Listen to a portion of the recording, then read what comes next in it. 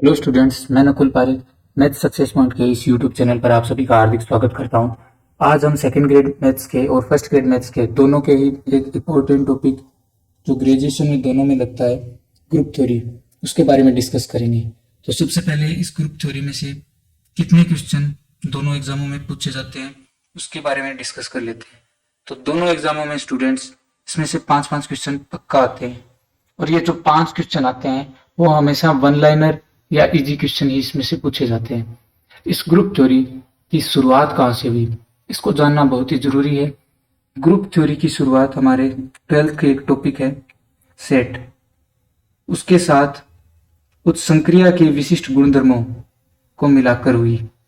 तो हमें group theory को पढ़ने से पहले सेट और संक्रिया दोनों को जान लेना बहुत ही जरूरी है। तो सबसे पहले हम जानते हैं सेट के बारे में। सेट की हम डेफिनेशन जानते हैं, वस्तुओं के सुपरिभाषित संग्रह को समुच्चय कहते हैं। तो यहाँ सेट की डेफिनेशन में यहाँ वर्ड आ रहा है एक सुपरिभाषित। इसका अर्थ क्या है? देखो, जब भी हम कलेक्शन बनाएंगे कितनी ऑब्जेक्ट्स का, कितनी एलिमेंट का, तो वो ऑब्जेक्ट्स या एलिमेंट उस कलेक्शन में है या नहीं, इसका निर्धारण अगर हम कर पाए तो वो सुपरिभाषित कहलाएगा। जैसे इसके अंदर, इस सर्किल के अंदर ए और बी हैं, यह निर्धारण हो चुका कि इस सर्किल में ए और बी केवल दो ही एलिमेंट्स हैं, तो यह क्या होगा? सुपरिभाषित होगा। अब इसका एक और एग्जांपल देखते हैं, प्लेयर्स इन टेनिस।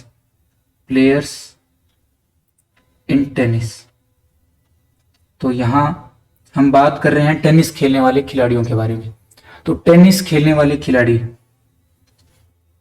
जैसे हैं राफेल नडाल, नोवाक जोकोविच, रोजर फेडरर, सानिया मिर्जा और भी अदर प्लेयर जो टेनिस खेलते हैं। तो हमें इस कलेक्शन में, प्लेयर इन टेनिस में, हम प्रत्येक जो टेनिस खेलने वाला खिलाड़ी है उसको लिख सकते हैं।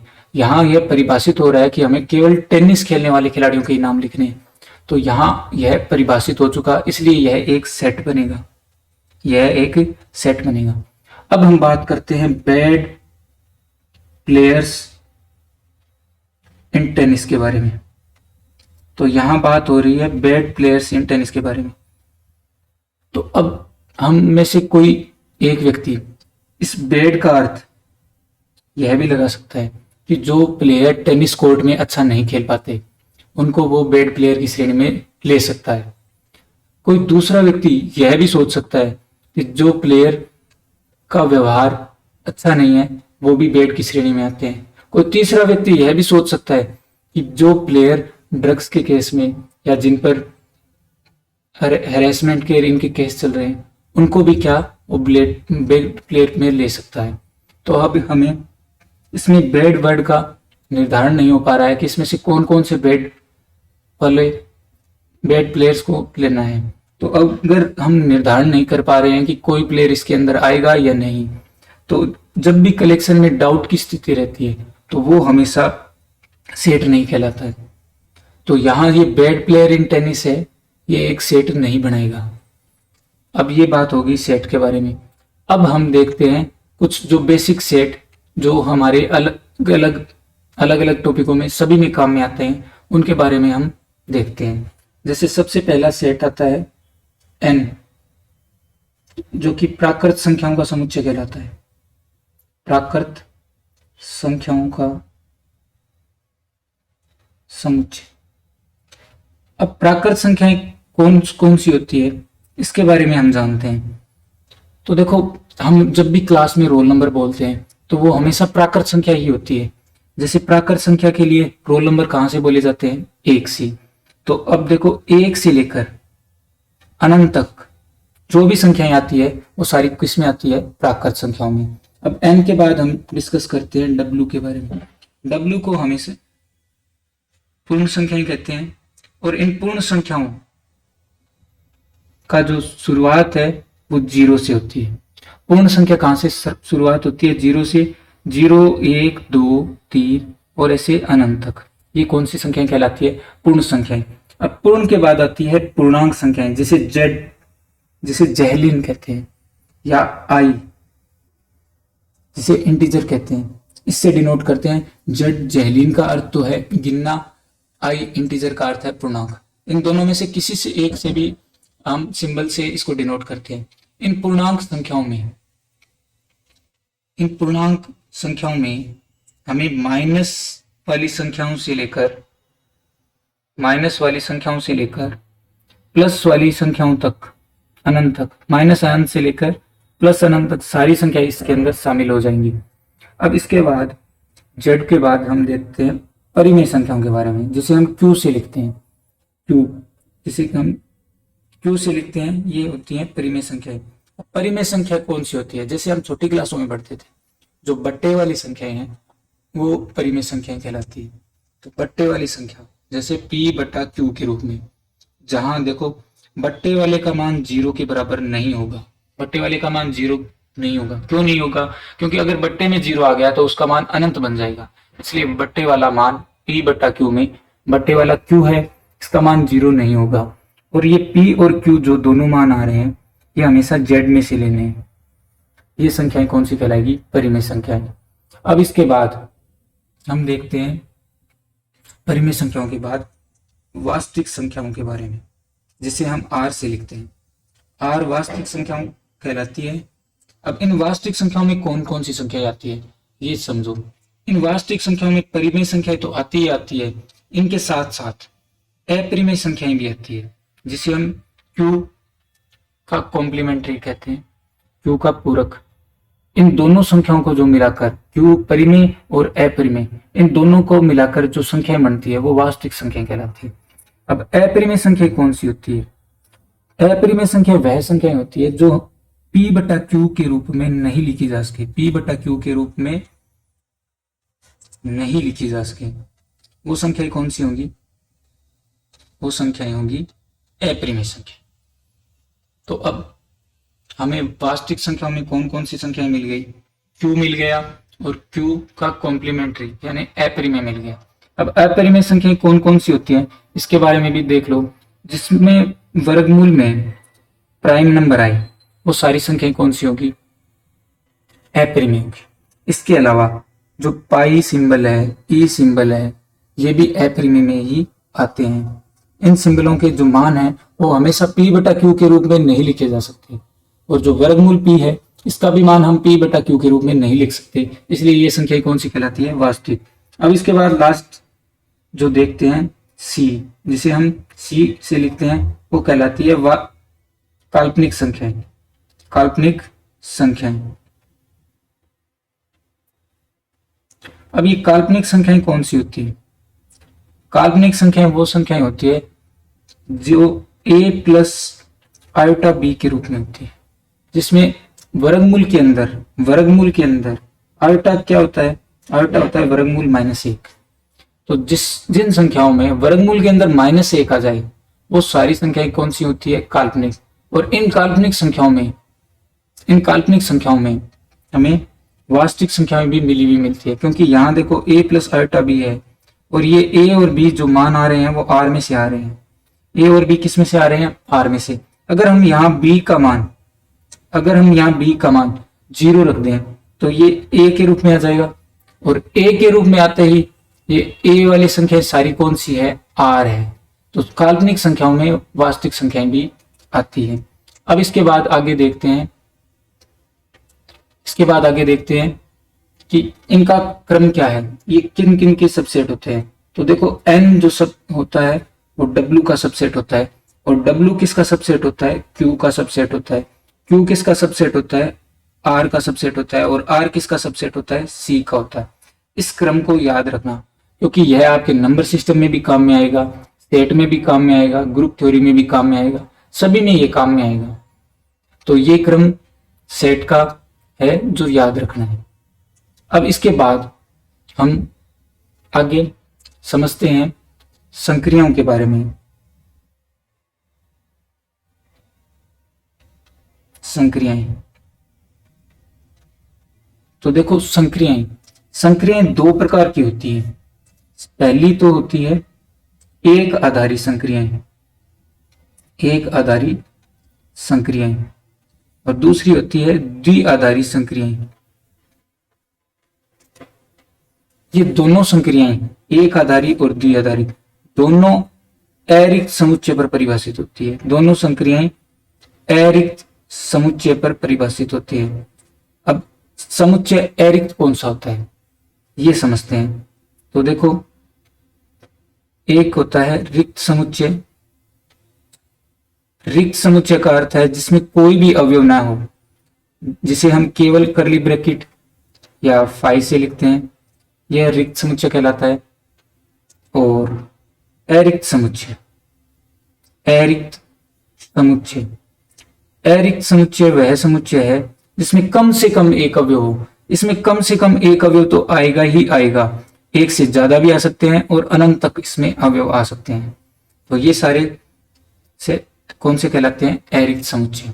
तो देखो, संक्रियाएं हमेशा अरिक्त समुच्चयों पर परिभाषित होती है।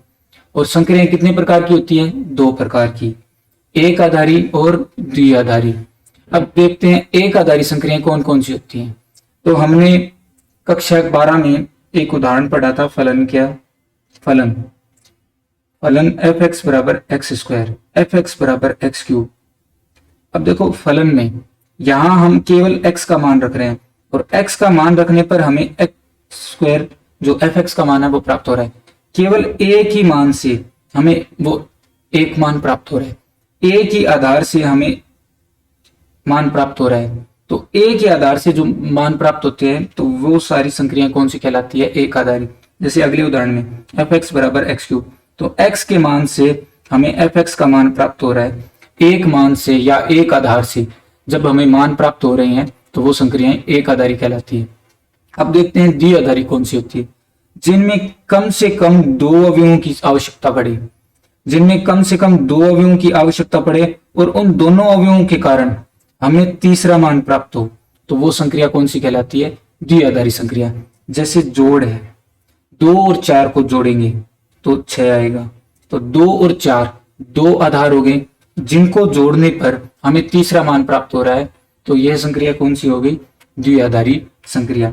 इसके अलावा और एग्जाम्पल देखते हैं, जैसे घटाव है, 5 में से 2 गए तो 5 में से 2 मान चाहिए हमें, 5 और 2 घटाव के लिए। तो 5 में से 2 को घटाया तो कितना आया? 3। दो आधारों के कारण हमें तीसरा मान प्राप्त हो रहा है, तो यह संक्रिया कौन सी होगी? द्विआधारी संक्रिया। इसके अलावा गुणा का भी देख लो, अगर दो मानों को गुणा करेंगे तो हमें तीसरा मान प्राप्त होगा। जैसे 4 को 3 से गुणा किया तो बराबर प्राप्त हुआ, तो दो मानों के कारण तीसरा मान प्राप्त हो रहा है, तो यह द्विआधारी संक्रिया है। इसके अलावा भाग संक्रिया भी कौन सी है? द्विआधारी संक्रिया। जैसे हम भाग देते हैं 2 का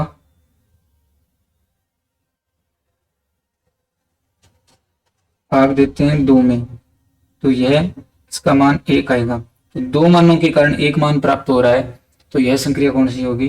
द्विआधारी संक्रिया।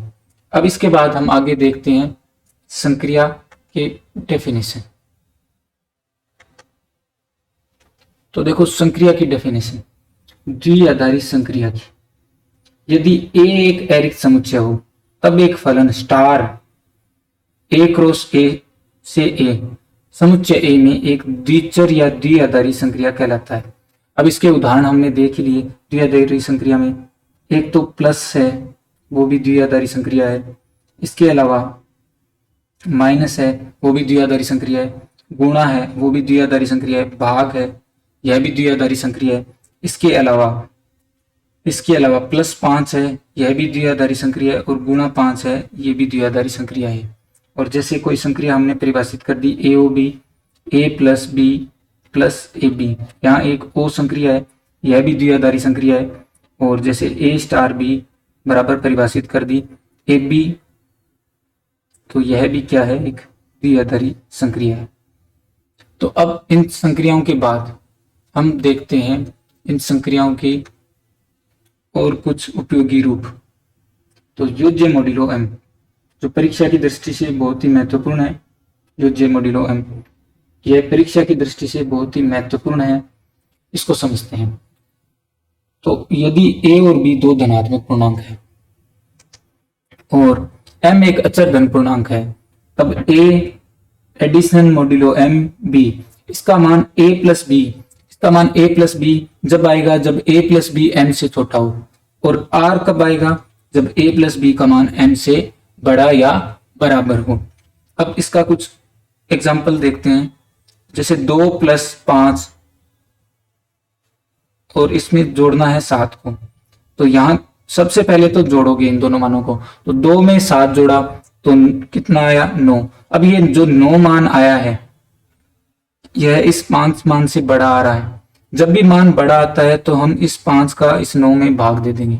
जो modulo m addition modulo m है, इसका हम इन दोनों के जोड़ में भाग दे देंगे, और जो शेषफल बचेगा वही हमारा आंसर होगा। तो अब इस 9 में से 5 का भाग देंगे तो 4 आएगा, यही अपना आंसर है। इसके अलावा और उदाहरण देखते हैं, जैसे 3 प्लस 11 और यहां दे रखा है 23, तो 3 और 23 कितने हो गए 26, 3 और 23 26, 3 और 23 26 हो गए।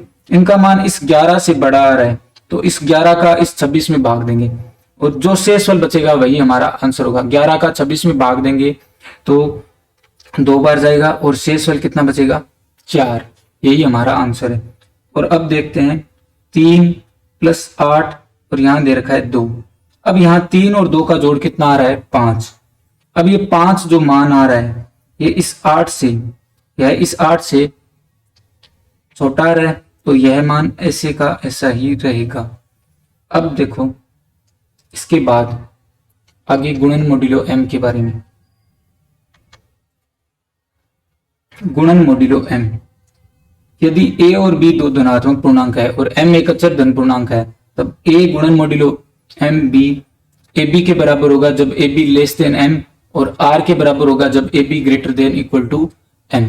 अब इसको समझते हैं, तो जैसे 3 को हम गुणा 7 संक्रिया करके 8 से गुणा करते हैं, तो 3 और 8 कितने हो गए गुणा में 24। अब 24 जो मान आ रहा है यह इस 7 से बड़ा आ रहा है, इस 7 से बड़ा आ रहा है तो हमें इस 7 का 24 में भाग देना होगा, और जो भाग देने पर जो शेषफल बचेगा वही हमारा आंसर होगा। 7 का 24 में भाग जाएगा 3 बार और शेषफल बचेगा 3, यही हमारा आंसर है। इसके अलावा अगर 21 को हम गुणा करते हैं 4 से और संक्रिया है गुणा 5, 21 को 4 से गुणा करेंगे तो 84 और गुणा संक्रिया 5 है। अब इस 84 का मान 5 से बड़ा आ रहा है, अब इस 84 में 5 का भाग देंगे, 84 में 5 का भाग देने पर जो शेषफल आएगा 4 शेषफल आएगा, यही हमारा आंसर है। अब इसके बाद देखते हैं 3 गुणा 7 गुणा में है 2 के बारे में। अब यहाँ 3 और 2 का गुणा कर रहे हैं तो आ रहा है 6। अब ये जो 6 मान आया है यह इस 7 से छोटा आया है, तो यह मान ऐसे का ऐसा रहेगा। अब हमने देखो योज्य मॉड्यूलो m पढ़ लिया, गुणन मॉड्यूलो m पढ़ लिया, संक्रियाओं के बारे में पढ़ लिया, ग्रुप के जैसे सेट के बारे में पढ़ लिया। अब हम इसके आगे देखते हैं बीजीय पद्धति के बारे में। तो देखो बीजीय पद्धति क्या चीज होती है। देखो जब भी हम एक सेट के साथ एक संक्रिया लिखते हैं और वह संक्रिया उस सेट में से किन्हीं दो अवयवों को लेकर उसके साथ संक्रिया लगाने पर वापस उसी सेट का अवयव आ जाए, तो वह सेट उस संक्रिया के साथ मिलकर एक बीजीय निकाय बनाता है। ध्यान से समझना, एक सेट और एक संक्रिया, एक सेट और एक द्विआधारी संक्रिया अगर साथ साथ लिखे जाएं और उस संक्रिया के लिए उस सेट में से किन्हीं भी दो अवयवों को साथ में लिखें और उनको उस संक्रिया के कारण मान वापस उसी सेट में से आ जाए, तो वह बीजीय निकाय कहलाता है। अब इस चीज को ध्यान से समझो। अब यहां देखो n प्लस लिखा है मैंने, तो n में से कोई भी दो अवयव ले और उन पर जोड़ संक्रिया अप्लाई करें, तो किन्हीं भी दो प्राकृत संख्याओं का जोड़ वापस एक प्राकृत संख्या आएगी। जैसे 5 और 2 है, इनका जोड़ वापस 7 आ रहा है जो कि एक प्राकृत संख्या है। किन्हीं भी दो अवयव को n में से लें और उनका मान वापस उनका मान वापस प्राकृत संख्याओं में आ रहा है, तो यह एक बीजीय निकाय है। यही डेफिनेशन इसमें लिखी है। एक अरिक्त समुच्चय जिसमें एक या एक से अधिक, अब देखो हमारे सेकंड ग्रेड के सिलेबस में एक ही द्विआधारी संक्रिया पर आधारित है चीजें, तो हम लिखेंगे एक अरिक्त समुच्चय जिसमें एक या एक से अधिक द्विआधारी संक्रिया परिभाषित हो, बीजीय पद्धति या बीजीय निकाय कहलाता है, और इसको जी स्टार से व्यक्त करते हैं। अब इस बीजीय पद्धति के दो नाम और आते हैं जिन पर हमें चर्चा कर लेनी चाहिए। एक नाम तो आता है क्वेसी ग्रुप, और इसके अलावा एक नाम और आता है ग्रुपोइड। ये दो नाम और आते हैं बीजीय पद्धति के। इसके दो नाम है क्वेसी ग्रुप, और इसका एक नाम और है ग्रुपोइड। n+1 बीजीय निकाय है। इसके अलावा और उदाहरण भी लिख सकते हैं इसके, जैसे Q+ है, जैसे R+ है, जैसे C+ है, जैसे Z+ है, जैसे W+ है। इन सभी समुच्चयों में इस जोड़ संक्रिया के लिए वापस उन्हीं समुच्चयों पर मान आ रहा है। जैसे दो परिमेय संख्याओं को हम जोड़ें तो वापस परिमेय आएगा, दो वास्तविक संख्याओं को जोड़ें तो वापस वास्तविक संख्या आएगी, दो काल्पनिक संख्याओं को जोड़ें तो वापस काल्पनिक आएगी, दो पूर्णांक संख्याओं को जोड़ें तो वापस पूर्णांक आएगी, दो पूर्ण संख्याओं को जोड़ें तो वापस पूर्ण संख्या आएगी। अब इसके बाद कुछ द्विआधारी संक्रियाओं के गुणधर्म हैं जिन पर हम चर्चा करते हैं। तो द्विआधारी संक्रिया का पहला गुणधर्म आता है साहचर्यता। अब देखो साहचर्यता एक शब्द है जिसके बारे में हम समझ लेते हैं कि साथ साथ जिसमें दो दो संक्रियाएं चल रही है। जैसे इसमें दे रखा है अरिक्त समुच्चय जी में परिभाषित द्विआधारी संक्रिया स्टार साहचर्य कहलाती है यदि जी के किन्हीं भी तीन अवयवों के लिए ABC के लिए A star B star C का मान A star B star C के बराबर आ जाए। अब यहां देखो, जब पहले दो में संक्रिया लग रही है और उसके बाद तीसरे में जो संक्रिया लग रही है उसका मान दूसरे और तीसरे में जो संक्रिया लग रही है और उसके बाद पहले में जो संक्रिया लग रही है उसके बराबर आ रहा है, तो वह द्विआधारी संक्रिया साहचर्य संक्रिया कहलाएगी। अब देखो इसका उदाहरण देखते हैं, एग्जाम्पल। तो जैसे हम एक समुच्चय लेते हैं और एक बीजीय निकाय लेते हैं, एक संक्रिया लेते हैं प्लस, तो n+ में। अब यहां देखो हम प्राकृत संख्याओं में किन्हीं दो संख्याओं का जोड़ करके फिर तीसरे से जोड़ रहे हैं, तो इसका मान कितना आएगा, 2 और 3 5, 5 और 5 10। और यदि हम लास्ट की दो संख्याओं को जोड़ें, 3 + 5 को पहले जोड़ें और उसके बाद इस 2 को जोड़ें, तब भी इसका मान कितना आएगा, 10। जब दोनों तरफ से इस प्रकार से जोड़ने पर पहले दूसरे को जोड़ने और उसके बाद तीसरे को जोड़ने, या दूसरे तीसरे को पहले जोड़ने और फिर बाद में पहले को जोड़ने पर अगर मान बराबर आ जाए तो वह संक्रियाएं साहचर्य कहलाएगी। इस जोड़ के अलावा गुणा संक्रिया, जोड़ संक्रिया और गुणा संक्रिया हमेशा साहचर्य नियम का पालन करती है। चाहे कोई सा भी सेट हो, प्लस और गुणा संक्रिया हमेशा साहचर्य नियम का पालन करेगी। अब गुणा संक्रिया में देखो, 3 को 5 से गुणा करके 7 से गुणा करते हैं तो इसका मान आता है, 3 को 5 से गुणा किया तो 15, 15 को 7 से गुणा किया तो 105, और 3 को बाद में गुणा किया, पहले 5 और 7 को गुणा किया तो 5 और 7 का गुणा आता है 35, 35 को 3 से गुणा किया तो 105। इन दोनों का मान बराबर आ रहा है। तो देखो जोड़ और गुणा संक्रिया इसको हमेशा ध्यान में रखना। जोड़ और गुणा संक्रिया साहचर्य नियम का हमेशा पालन करती है, साहचर्य नियम का हमेशा पालन करती है। अब इसके बाद हम देखते हैं अगले गुणधर्म के बारे में। तो अगला जो गुणधर्म है वो है तत्समक का अस्तित्व। तो देखो तत्समक के अस्तित्व के बारे में समझते हैं हम कि तत्समक क्या होता है। जैसे कोई अवयव है 2, ठीक है। अब इस 2 के लिए हम इस जोड़ संक्रिया के लिए एक ऐसा अवयव ढूंढेंगे कि 2 में उस अवयव को जोड़ें तो वापस 2 आ जाए, और उस अवयव में अगर 2 को जोड़ें तब भी वही अवयव आ जाए। तो यहां इस गोल निशान में क्या भरें कि 2 में कोई संख्या जोड़ें कि 2 आ जाए, और उसी संख्या में अगर 2 जोड़ें तब भी 2 आ जाए। तो यहां ध्यान से देखो, अगर 2 में 0 जोड़ते हैं तो 2 आता है, और 0 में 2 जोड़ते हैं तो 2 आता है। तो यहां जोड़ के लिए कौन सा तत्समक होगा? 0। इसी प्रकार अगर हम गुणा संक्रिया की बात करें तो 3 को किससे गुणा करें कि 3 आ जाए, और किस को अगर 3 से गुणा करें कि वापस 3 आ जाए। तो यहां देखो, अगर 3 को अगर 1 से गुणा करें तो 3 आ जाएगा, और अगर 1 को 3 से गुणा करेंगे तो 3 आ जाएगा। तो यहां गुणा का तत्समक 1 है, और जोड़ का तत्समक ऊपर हमने देख लिया 0 है। तो हमेशा ये ध्यान रखना कि जोड़ का तत्समक 0 होता है, और गुणा का तत्समक 1 होता है। ये हमने पढ़ लिया तत्समक के बारे में, यही इस डेफिनेशन में लिखा है। तो एक बार डेफिनेशन पढ़ लेते हैं। तत्समक का अस्तित्व है, एक अवयव E belongs to G, E इस G सेट में होना चाहिए।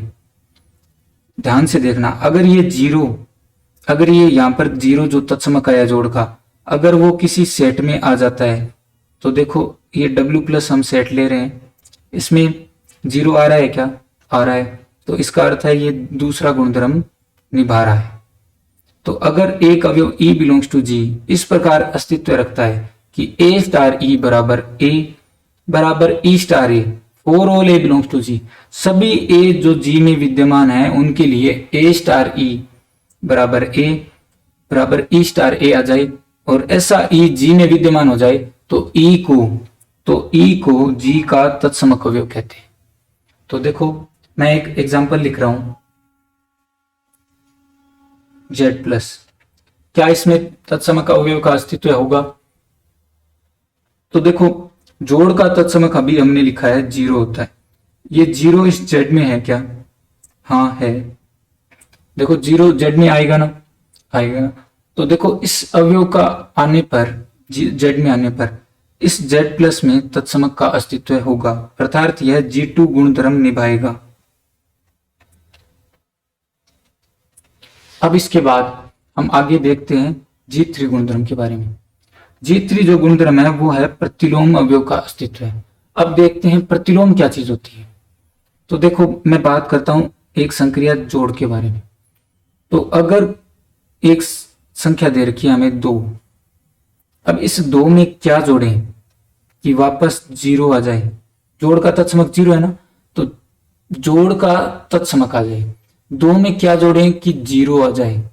तो देखो 2 में अगर हम यहां -2 जोड़ते हैं तो 0 आ जाता है, और ऐसे ही माइनस के 2 में अगर 2 जोड़ते हैं तो भी 0 आ जाता है। तो ये जो -2 है ये 2 का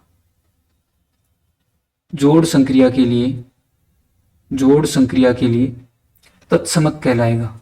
जोड़ संक्रिया के लिए तत्समक कहलाएगा, और अगर तत्समक नहीं प्रतिलोम कहलाएगा,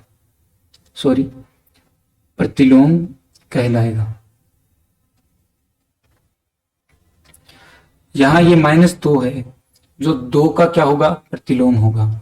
ऐसे ही हम आगे गुणा संक्रिया के लिए देखते हैं। तो देखो एक संख्या दे रखी है 7 को किससे गुणा करें कि गुणा का तत्समक 1 होता है कि गुणा का तत्समक आ जाए, या किस संख्या को 7 से गुणा करें कि 1 आ जाए। तो यहां गौर से देखो, अगर हम 7 को 1/7 से गुणा करते हैं और 1/7 को 7 से गुणा करते हैं तो तत्समक 1 आ जाएगा। तो इसलिए 7 का प्रतिलोम 1/7 होगा। 7 का प्रतिलोम 1/7 होगा। अब देखो हम इसकी परिभाषा देखते हैं। अगर ऐसे प्रतिलोम हमें उस ग्रुप में प्रत्येक अवयव के लिए मिल जाए, अगर ऐसे प्रतिलोम प्रत्येक अवयव के लिए मिल जाए जो G में है, तो हम क्या कहेंगे कि उस ग्रुप G में प्रत्येक अवयव के प्रतिलोम का अस्तित्व है। अब यही इस लैंग्वेज में लिखा गया है। यदि समुच्चय जी में परिभाषित द्विआधारी संक्रिया स्टार के लिए जी के प्रत्येक अवयव के संगत, देख लो यहां लिखा हुआ है प्रत्येक अवयव के संगत एक अवयव बी ऐसा विद्यमान हो कि ए स्टार बी बराबर ई बराबर बी स्टार ए, तब हम अवयव बी को ए का प्रतिलोम अवयव कहते हैं और ए के प्रतिलोम को हम ए इनवर्स से भी लिखते हैं। अब इसके बाद हमने ये तीनों गुणधर्म देख लिए। अब इसके बाद हम आगे कुछ विशेष प्रकार के जो ग्रुप बनते हैं उनके बारे में डिस्कस करेंगे। तो देखो हमने 3 गुणधर्म पढ़े, जीवन, साचर्यता, G2 तत्समक का अस्तित्व है,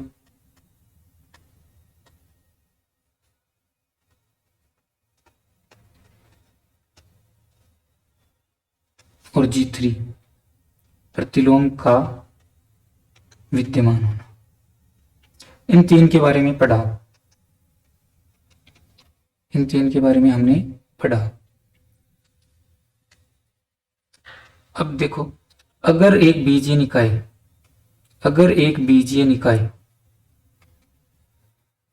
बीजीय निकाय जी स्टार अगर केवल पहला गुणधर्म रखता है, तो वह बीजीय निकाय सेमी समूह कहलाता है,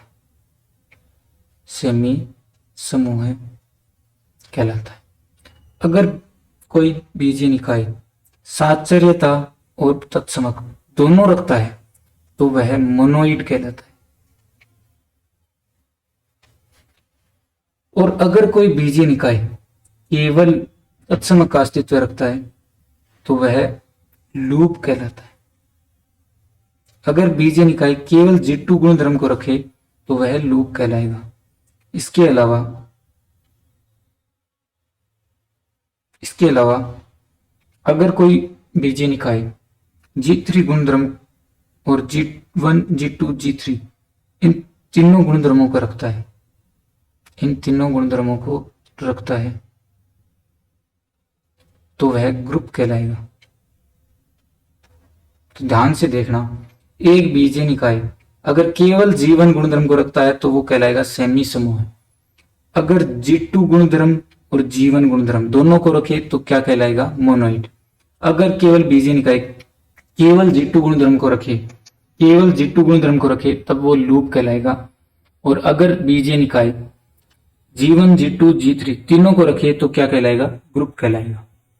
अब इसके बाद हम आगे देखते हैं ये क्वेश्चन। देखो, एक बीजीय पद्धति जी स्टार के समूह होने के लिए कौन सा गुणधर्म आवश्यक नहीं है? अभी हमने 3 गुणधर्म पढ़े थे। जो तीनों गुणधर्म लागू करता है बीजीय पद्धति वो समूह बन जाता है। तो देखो इसमें पहला ऑप्शन दे रखा है साचर्यता। तो देखो समूह होने के लिए साचर्यता गुणधर्म होना चाहिए, समूह होने के लिए तत्समक गुणधर्म भी होना चाहिए, समूह होने के लिए क्रम विनिमयता हमने नहीं पढ़ा, समूह होने के लिए प्रतिलोम अवयव भी होना चाहिए, और क्रम विनिमयता हमने नहीं पढ़ा, क्रम विनिमयता नहीं होना चाहिए। तो इसका राइट आंसर क्या हो जाएगा? क्रम विनिमयता। अब इसके बाद हम आगे क्वेश्चन देखते हैं। एक अरिक्त समुच्चय जी में परिभाषित एक द्विआधारी संक्रिया स्टार से बना बीजीय निकाय जी स्टार लूप कहलाता है। यदि, अब अभी हमने लूप का पढ़ा था कि लूप कब बनता है? जब जी में तत्समक अवयव विद्यमान हो तो वो क्या बन जाता है? लूप बन जाता है। अब आगे प्रश्न, सबसे छोटा ग्रुप है। देखो सबसे छोटा जो ग्रुप होता है वो केवल तत्समक अवयव और संक्रिया के कारण बनता है। तो देखो कौन से में केवल तत्समक और संक्रिया दिया है? तीसरे ऑप्शन में केवल तत्समक और संक्रिया दिया है, तो यह एक ग्रुप बनाएगा जो सबसे छोटा ग्रुप होगा। अब इसके बाद हम देखते हैं एबेलियन समूह के बारे में। तो देखो एबेलियन समूह किसे कहते हैं, या क्रम विनिमय समूह। अगर एक ग्रुप है जी स्टार, यदि उसमें क्रम का कोई महत्व ना रहे संक्रिया के सापेक्ष, अगर 2 और 3 को जोड़ें और 3 और 2 को जोड़ें, इनका मान बराबर आ रहा है, तो ये जो जोड़ संक्रिया है वो क्रम विनिमय होगी। तो जो संक्रिया क्रम विनिमय गुणधर्म का पालन करती है वो उस समुच्चय के साथ क्रम विनिमयता गुणधर्म का पालन करेगी। अब देखो जी स्टार एक समूह है, यदि ए स्टार एक एबिलियन समूह है होगा, यदि ए स्टार बी किसके बराबर आ जाए, बी स्टार ए के। तो देखो जोड़ संक्रिया हमेशा क्रम विनिमय होती है, ऐसे ही गुणा संक्रिया भी हमेशा क्रम विनिमय होती है। तो जोड़ और गुणा हमेशा क्रम विनिमय गुणधर्म का पालन करेंगे।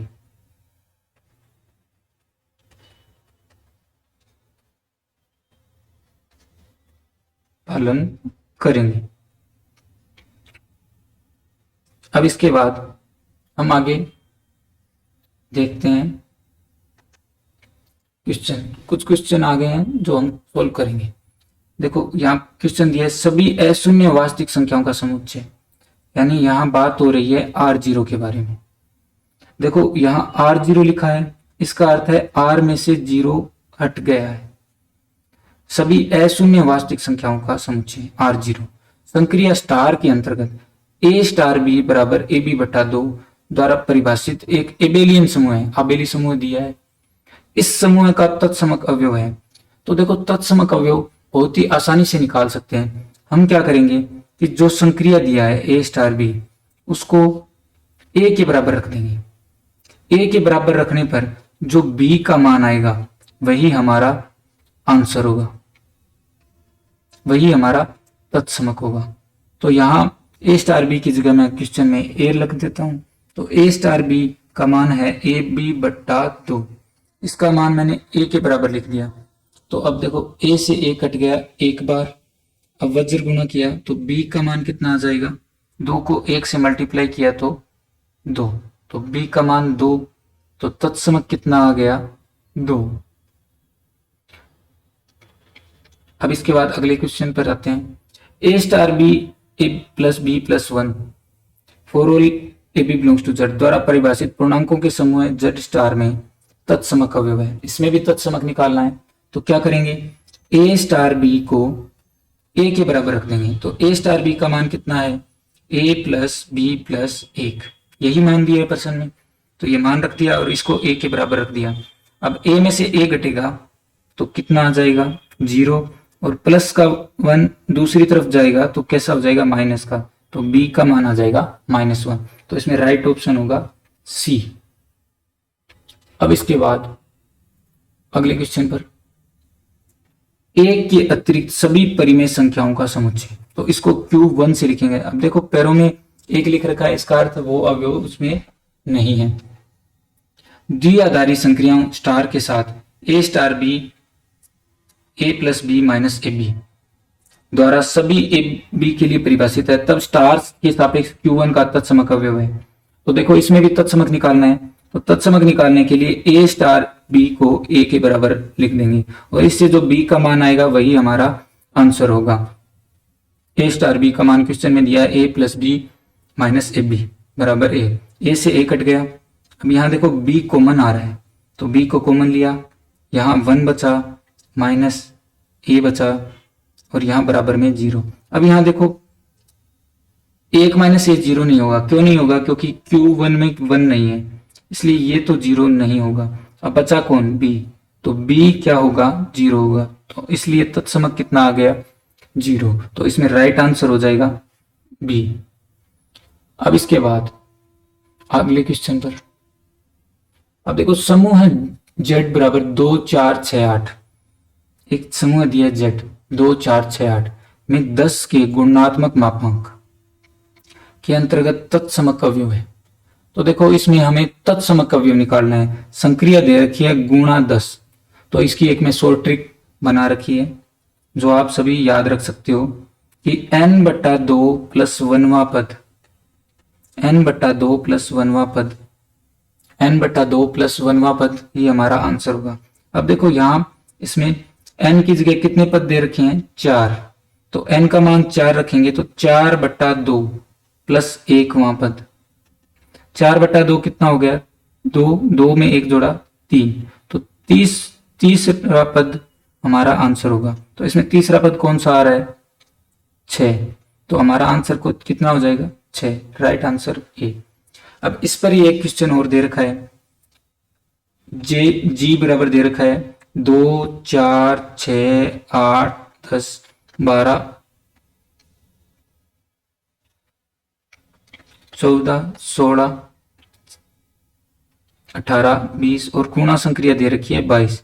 तो इसमें तत्समक निकालना है, तो n बटा 2 प्लस 1वां पद देखेंगे।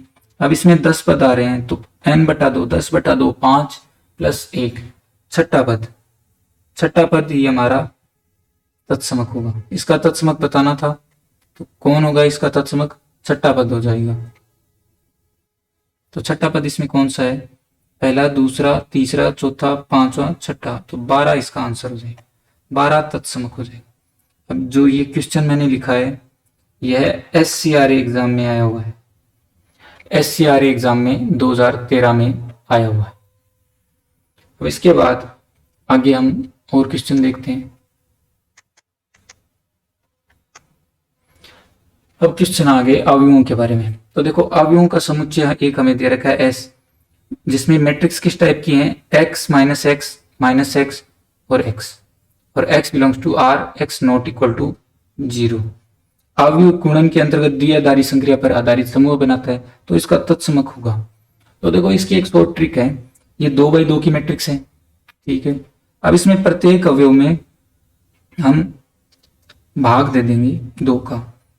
तो देखो x वाले में एक इसका मान आ जाएगा 1/2, 2x का भाग दे देंगे तो 1/2, और यहाँ माइनस का 1/2, यहाँ कितना आ जाएगा? माइनस का 1/2, और इसमें कितना आ गया? 1/2। तो राइट आंसर हो गया ए। और वैसे दूसरे तरीके से करना चाहो तो बाई ऑप्शन से भी कर सकते हो। अब इसके बाद हम अगले क्वेश्चन पर आ जाते हैं। अब इसमें भी देखो हमें एक मैट्रिक्स दे रखी है x x x x। इस प्रकार का वर्ग अवयव गुणन के अंतर्गत एक समूह बनाता है, तब इस समूह का तत्समक है। तो इसमें 2x का भाग दे दो तो क्या बनेगा? 1/2 1/2 1/2 1/2। प्रत्येक अवयव में हमने भाग दिया है 2x का, प्रत्येक अवयव में हमने भाग दिया है 2x का। अब अगर ऐसे ही प्रश्न में 3x3 की मैट्रिक्स आ जाती, जैसे एग्जांपल के तौर पर ये आ जाती x x x x x x x x x, तो इसमें 3x का भाग दे देते, 3x का भाग दे देते, और भाग देने पर क्या बनता? 1/3 1/3 1/3 1/3 1/3 1/3 1/3 1/3 1/3, ये हमारा आंसर हो जाता। अब इसके बाद इसमें कौन सा आंसर हो जाएगा? 1/2 1/2 1/2। तो देखो यहाँ इसमें यहाँ शायद मिसप्रिंट है, तो इसको सही कर लेना। इसमें आंसर होगा बी।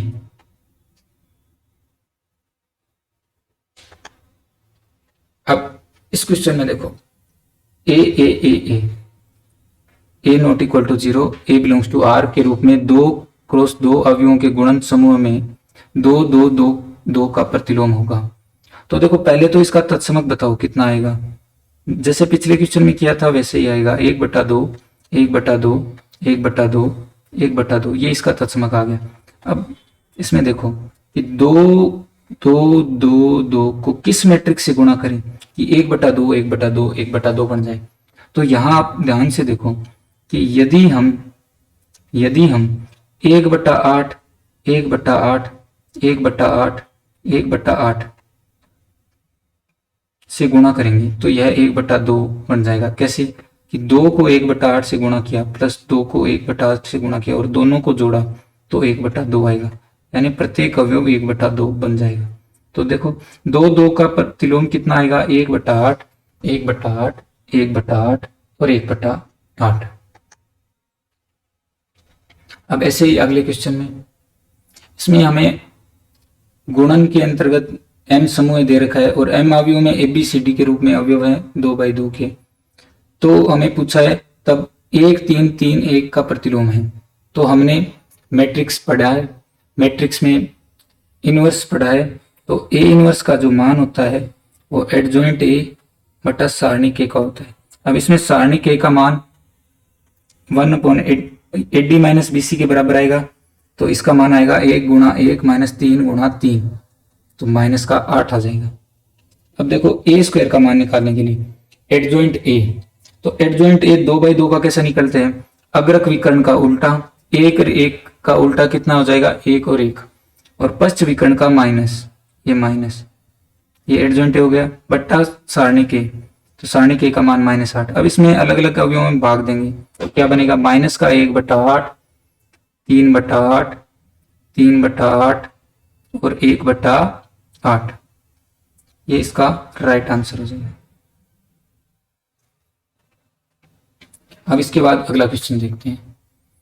अगले क्वेश्चन में क्या पूछा है, z एक पूर्णांकों का समुच्चय दिया है तथा z star a star b संक्रिय दिया है a plus b plus 1, A B belongs to G के अंतर्गत समूह है, तो ए का प्रतिलोम। तो सबसे पहले तो तत्समक ज्ञात करोगे। तत्समक के लिए ए स्टार बी को ए के बराबर लिखोगे और उससे बी का मान ज्ञात करोगे। तो यहाँ ए स्टार बी कितना दिया है, ए प्लस बी प्लस 1 बराबर ए से ए कट गया। अब बी का मान कितना आ जाएगा, प्लस का 1 दूसरी तरफ जाकर माइनस का 1, ये आ गया हमारे तत्समक का मान। अब हमें प्रतिलोम निकालना है ए का, तो प्रतिलोम निकालने के लिए ए स्टार बी को प्रतिलोम के लिए ए स्टार बी को ई के बराबर रख देंगे। तो ए प्लस बी प्लस 1 और यहाँ तत्समक -1 है, रख दिया। अब बी का मान निकालेंगे, तो बी को ऐसे का ऐसे रहने दिया, बाकी को दूसरी तरफ भेजा, तो -1, ये प्लस का 1 माइनस का 1 में आ गया और माइनस का 1, तो इसका मान आ गया बी का -2 -1, तो इसका राइट आंसर हो जाएगा सी। अब इसके बाद आगे 1 3 7 9 के गुणात्मक मापांक 10 के अंतर्गत 7 का प्रतिलोम है, हमें 7 का प्रतिलोम निकालना है। तो देखो इसमें हमें 7 का प्रतिलोम निकालना है, तो इसमें सबसे पहले तो ये देखो ये तत्समक 1 है, ठीक है। अब देखो 7 का प्रतिलोम चाहिए, तो 7 को इनमें से किससे गुणा करें कि 1 बन जाए। तो देखो 7 को हम गुणा करते हैं, 1 तो तत्समक है, तो तत्समक तो प्रतिलोम होगा नहीं। उसके बाद 3 से गुणा करके देखते हैं, 7 को 3 से गुणा किया तो आया 21। 21 में ये गुणन m वाली संक्रिया बताई थी, तो 21 का मान 10 से बड़ा आ रहा है, तो 21 में 10 का भाग लगेगा। अब 10 में का भाग 21 में देंगे तो शेषफल 10 दूआ 20, 1 शेषफल बचा, यानी तत्समक आ गया।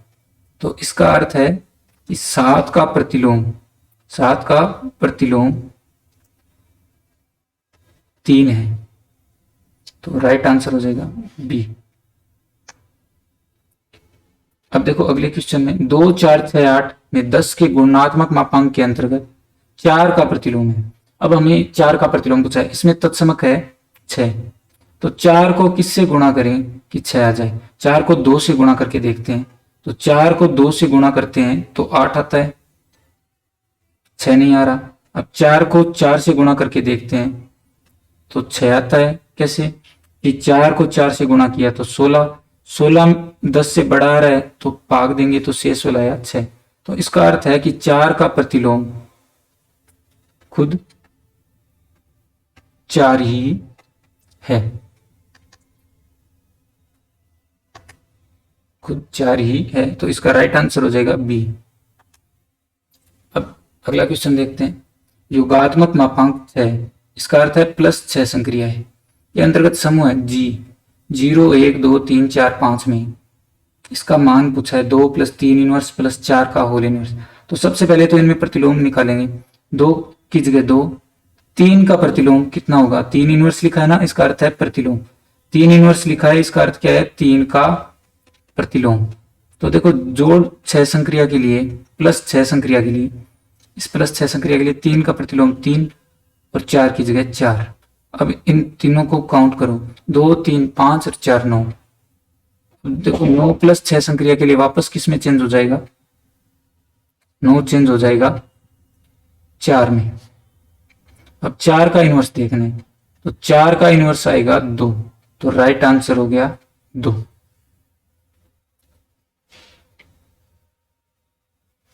ये जो मान आया था 9, ये 9 मान आने पर ये 6 से बड़ा नहीं होना चाहिए, तो 6 इसमें भाग देंगे तो शेषफल कितना बचेगा,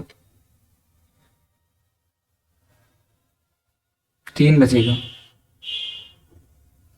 और 3 का इनवर्स कितना आएगा, 3 आएगा। तो इसका राइट आंसर 3 कर लेना। ठीक है, ये थोड़ा तेज करने के चक्कर में हो गया। इसका राइट आंसर 3 है। अब आगे 1 3 7 9 के में गुणात्मक मापांक 10 के अंतर्गत 3 गुणा 7 इनवर्स का मान है। तो देखो 3 की जगह 3, अब देखो 7 का इनवर्स, इसका अर्थ है 7 का प्रतिलोम। अब देखो 7 का प्रतिलोम इसमें है 3, तो 3 गुणा 3 का इनवर्स, 3 को 3 से गुणा किया 9, 9 का इनवर्स। 9 का प्रतिलोम देखो यहाँ पर 9 का प्रतिलोम खुद 9 ही है, क्योंकि हमें पता है कि 9 को अगर 9 से गुणा करते हैं तो 81 बनता है, और 81 में 10 का भाग देंगे तो 1 शेषफल बचेगा। तो 9 का प्रतिलोम 9 आ गया, तो इसका राइट आंसर होगा ए। अब इसके बाद अगला क्वेश्चन, समूह जी 1 2 3 4 में गुणात्मक मापांक 5 के अंतर्गत 3 गुणा 5 4 का इनवर्स का मान है। तो देखो यहां 3 और 4 को सीधा गुणा करेंगे, तो 3 और 4 का गुणा आएगा 12। अब देखो 12 का मान 5 से बड़ा आ गया, तो 12 में 5 का भाग देके शेषफल निकालेंगे। तो 12 में 5 का भाग देंगे, शेषफल आएगा 2। 2 का इनवर्स, 2 का प्रतिलोम देखना है। तो देखो इसमें 2 का प्रतिलोम इसमें 3 है, तो 2 का प्रतिलोम 3 है। क्यों? क्योंकि 2 को अगर हम गुणा 5 संक्रिया में अगर 3 से गुणा करते हैं तो 2 का 3 से गुणा 6, 6 में 5 का भाग देंगे, क्योंकि 6 का मान 5 से बड़ा आ रहा है ना, तो 6 में 5 का भाग देंगे तो शेषफल आएगा 1। तो इसलिए 2 का प्रतिलोम 3 है। तो 2 इनवर्स का मान कितना आ गया, 3। तो इसका राइट आंसर होगा बी। अब आगे क्वेश्चन देखते हैं। यदि द्विआधारी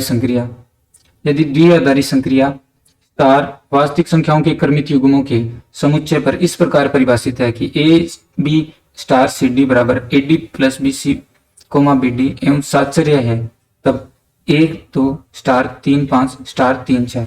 अभी हमें पता है साचर्य है, तो लास्ट के दोनों अवयवों में संक्रिया लगा देते हैं। तो देखो संक्रिया लगाते हैं, तो स्टार की जगह स्टार, अब A D plus B C, तो 3 गुणा 4 प्लस बी सी, बी की जगह 5, सी की जगह 3, तो 5 गुणा 3 गुणा कोमा बी डी, तो 5 गुणा 4। अब इसका मान कितना आ जाएगा सोल्व करने पर, 3 और 4, 3 को 4 से गुणा किया 12, 12 को 5 गुणा 3 15 से जोड़ा तो 27, 5 को 4 से गुणा किया तो 20। अब वापस संक्रिया लगाएंगे, ए डी 1 गुणा 27 प्लस बी सी, यहाँ 0 आएगा, ए डी है ना, 1 गुणा 20 प्लस 2 गुणा 27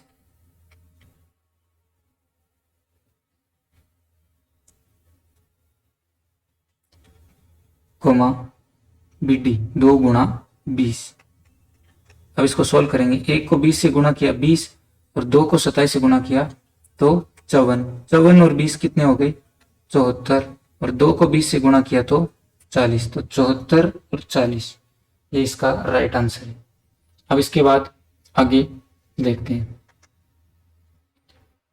समुच्चय 1 माइनस 1 आयोटा माइनस आयोटा में गुणन संक्रिया को दर्शाने वाली संक्रिया सारणी बनाई। तो देखो संक्रिया सारणी कैसे बनती है, तो संक्रिया सारणी बनाने के लिए हमें एक स्तंभ रेखा और एक पंक्ति रेखा खींचनी होती है। अब यहाँ 1 माइनस 1 आयोटा माइनस आयोटा की बनानी है, तो यहाँ गुणा संक्रिया है तो गुणा। अब 1 माइनस 1 आयोटा माइनस आयोटा पहली पंक्ति में और 1 माइनस 1 आयोटा माइनस आयोटा पहले स्तंभ में लिख दूंगी, लिख दिया। अब इस 1 को पहले अवयव को पहले से गुणा करोगे, तो 1 को 1 से गुणा किया 1, 1 को माइनस 1 से गुणा किया तो माइनस 1, 1 को आयोटा से गुणा किया तो आयोटा, 1 को माइनस आयोटा से गुणा किया तो माइनस आयोटा, माइनस 1 को 1 से गुणा किया तो 1, माइनस 1 को माइनस 1 से गुणा किया तो 1, और माइनस 1 को आयोटा से गुणा किया तो माइनस आयोटा, और -1 को माइनस आयोटा से गुणा किया तो आयोटा, आयोटा को 1 से गुणा किया तो आयोटा, आयोटा को -1 से गुणा किया तो माइनस आयोटा, आयोटा को आयोटा से गुणा किया तो -1, आयोटा को माइनस आयोटा से गुणा किया तो 1, माइनस आयोटा को 1 से गुणा किया तो माइनस आयोटा, और माइनस आयोटा को -1 से गुणा किया तो आयोटा, माइनस आयोटा को आयोटा से गुणा किया तो 1, माइनस आयोटा को माइनस आयोटा से गुणा किया तो -1। अब देखो कभी भी जब संक्रिय सारणी बनती है, उस सारणी के आधार पर हम ग्रुप की सभी प्रॉपर्टियों को देख सकते हैं। कैसे? अगर इस संक्रिय सारणी में सारे अवयव अगर वापस उसी समुच्चय में आ रहे हो, जैसे इसमें ऊपर वाले समुच्चय में आ रहे हैं, इसके अलावा कोई भी अवयव नहीं आ रहा, तो इसका अर्थ है यह संक्रिया परिभाषित है, संक्रिया परिभाषित है।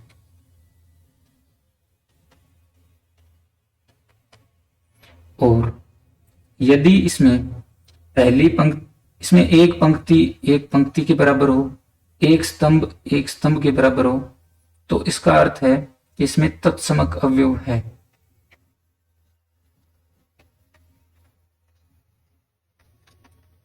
और यदि इस सारणी में यदि प्रत्येक पंक्ति और प्रत्येक स्तंभ में एक आ रहा हो, देखो पहली पंक्ति में एक आ रहा है,